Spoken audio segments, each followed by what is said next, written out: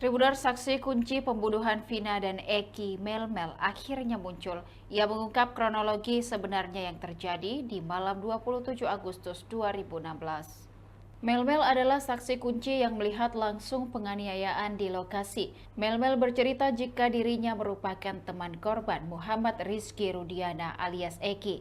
Malam itu ia pergi bersama korban Vina dan Eki serta Linda. Namun saat perjalanan pulang mereka berpisah lantaran Melmel mampir ke SPBU untuk mengisi bensin motornya.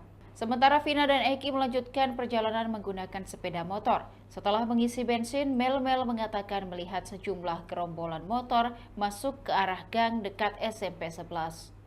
Ia sempat meminta tolong kepada pemilik warung untuk mengantarnya ke dalam gang tersebut. Namun pemilik warung tak berani. Ia pun nekat menyelinap pelan-pelan mencari tahu apa yang terjadi. Saat masuk kondisi sudah ramai, sudah ada pemukulan dan yang pertama Eki dipukul. Menurutnya saat itu ia ingin maju menolong Eki yang tengah dianiaya para pelaku. Namun ia mengaku takut karena jumlah pelaku cukup banyak, lebih dari 10 orang. Ia mengaku tak bisa meminta bantuan warga karena kondisi di lokasi kejadian sangat sepi dan sudah larut malam.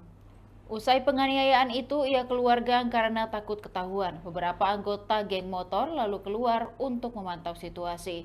Barulah rombongan yang membawa Vina dan Eki juga keluar. Pelaku langsung menuju ke arah jembatan untuk membuang jasad Vina dan Eki. Demikian Tribun Timur Hot News kali ini. Saksikan berita lainnya hanya di kanal YouTube dan Facebook Tribun Timur. Download Tribun X sekarang, menghadirkan lokal menjadi Indonesia.